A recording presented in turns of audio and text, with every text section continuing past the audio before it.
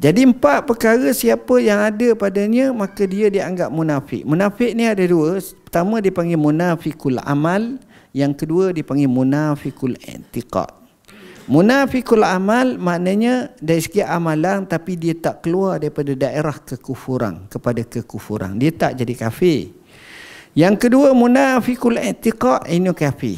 Yang disebut dalam Quran innal munafiqina fid darki asfali minan nar. Orang yang munafik ni berada pada tahap terendah neraka, derajat neraka tu. Itu beza munafik ni. Kata Nabi SAW, sekalipun dia punya satu sahaja, dia dianggap sebagai munafik dah, sehingga dia tinggalkan. Pertama, man iza haddasa kazab. Apabila dia berbicara, dia dusta. Ni di akhir zaman terlalu banyak cakap dusta. Dusta ni ada 2 sebab.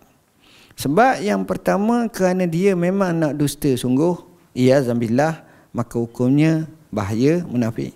Sebab yang kedua ini paling banyak kerana duk dengar daripada maklumat orang lain tanpa disaring dulu. Jadi dia terdusta sama. Dan banyak benda ni berlaku. Kenapa? Kerana kejahilan, kerana tidak tasabut, kerana tidak tabayyun, ataupun tidak usul periksa dulu. In ja'akum fasikun binaba'in fatabayyanu. Jika sekiranya datang kepada kamu seorang fasik, maka tabayyun dulu. Ini bahaya dusta ni. Dan yang paling parah lagi zaman sekarang, dia tak payah dusta dah. Dia ambil satu caption gambar aja, menunjukkan sesuatu dan orang akan tafsir sendiri. Maka di situ berapa banyak dia membunuh emosi orang.